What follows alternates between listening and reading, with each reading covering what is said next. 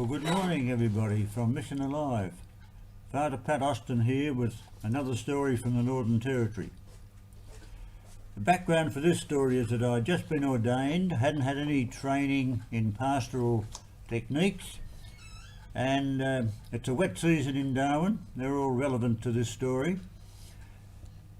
And my parish priest at Nightcliff, Father Bob, got a phone call, urgently needed someone to do a funeral, to conduct a funeral service at Macmillan's Road.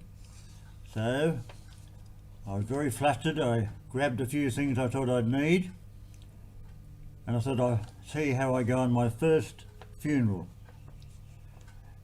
And what put me off a bit was when I got there, the undertaker, who was a Scotsman, instead of letting me thumb through my book to see if I could get a bit of a handle on things, was telling me all about his favourite hobby, which was breeding bull terriers.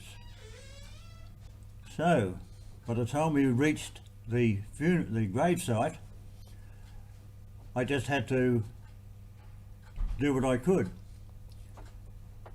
And I was told by the undertaker that the deceased was a man called Flowerbag Morala. And Flowerbag came from the Daly River area where we had a mission. But there's one thing I was sure of, even with no training at all. I noticed that I had to involve the people. They had to be part of this. So I kept on looking at them and trying to get them to cooperate, but there was just silence, complete silence. Now, as I say, it was a wet season, and the custom was there for the undertakers to, and the groundsmen, the staff, to dig a whole lot of graves while the soil was a bit wet, so that they would be ready for any emergency. And so in my effort to try and get the people to participate in the prayers and so forth, I beckoned them forward towards the grave and stepped back in a sort of a flourish to let them say that they had to come into things. Unfortunately, I'd forgot about those spare graves that had been dug, and I fell clean down one. I was in my white alb and I looked a bit of a mess, but I couldn't get out.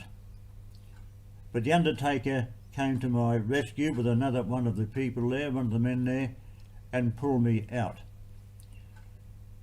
Well, I was bruised in both body and soul, but I didn't want to let on to my parish priest the saga that had happened, so I quietly washed my alb, hoping that he wouldn't notice.